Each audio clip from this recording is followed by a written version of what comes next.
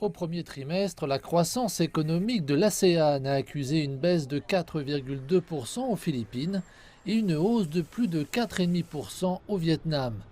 La région semblait pourtant reposer sur des bases solides jusqu'à la poussée de coronavirus en mai.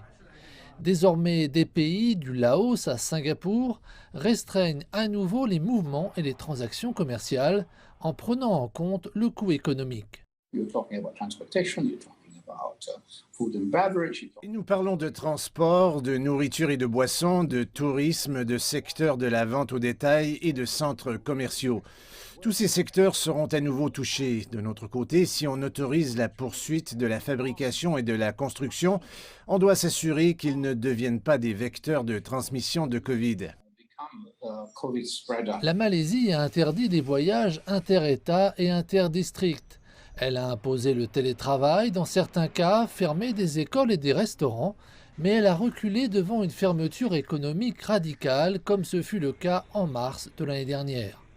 Ayant déjà dépensé 85 milliards de dollars en mesures de relance et d'aide, le gouvernement dit avoir épuisé ses ressources. Sans travail de la population, l'économie s'effondre. Si nous fermons tous les secteurs économiques, nous serons confrontés à de plus gros problèmes, alors que le gouvernement et la population ne pourront pas s'en remettre.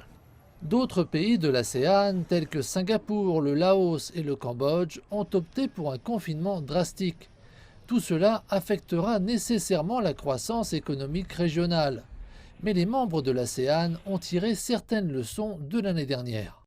The disruption of supply chains that happened in March. La perturbation de la chaîne d'approvisionnement qui s'est produite en mars et avril 2020 ne se produira pas dans la même mesure.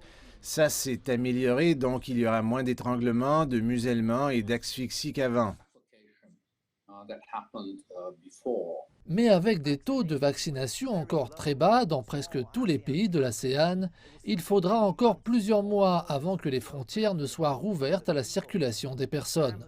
En attendant, les membres de la famille de nations se protègent toujours au sein de leurs patries respectives.